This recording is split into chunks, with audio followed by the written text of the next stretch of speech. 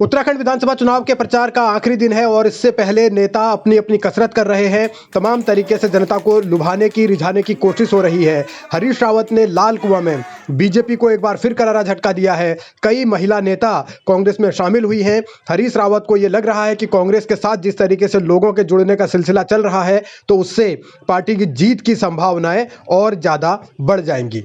जिला उपाध्यक्ष सीमा रावत जी, मंडल महामंत्री चंदा दसौनी जी, उनके नेतृत्व में जानकी रावत जी, तनुजा परिहार जी, भावना परिहार जी, इंदु गोसाई जी, मंजू गड़िया जी, दीपा गड़िया जी, सोनाली जी, ममता जी, दीपा जी, चंपा जी, हेमा जी, दीपा जी, ये सब लोग आज कांग्रेस में सम्मिलित हुए हैं। मैं सीमा जी को, इंदिरा जी को और उनके नेतृत्व में चंद्रा दसोनी जी, जो लोग भी सम्मिलित हो रहे हैं कांग्रेस के अंदर, मैं उनका बहुत बहुत पूरी पार्टी की तरफ से स्वागत करता हूं। और वो अपने भाई को ताकत देने के लिए कांग्रेस में सम्मिलित हो रही हैं। मैं उनकी भावना के अनुरूप काम करूंगा और बिंदुखत्ता क्षेत्र के विकास को आगे बढ़ाऊंगा।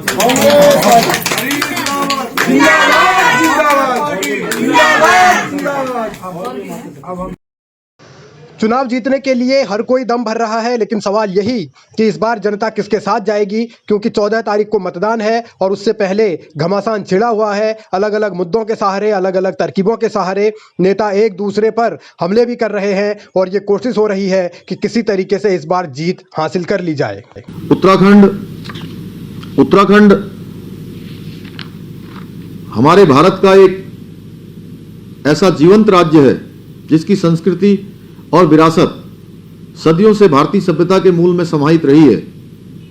भारतीय जनमानस के लिए उत्तराखंड एक देवभूमि है, जो कि हमारे वेद पुराणों, ऋषि मुनियों के ज्ञान और अध्यात्म का केंद्र रही है।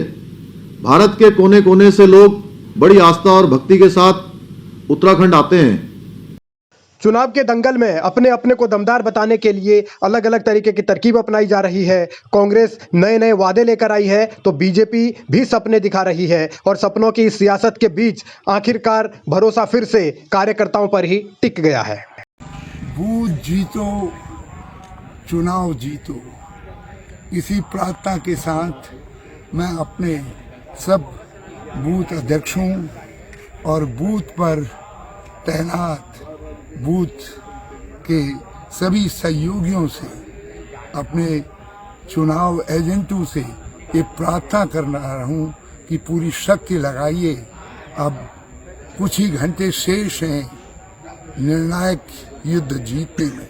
लोकतंत्र का युद्ध आपने जीतना है।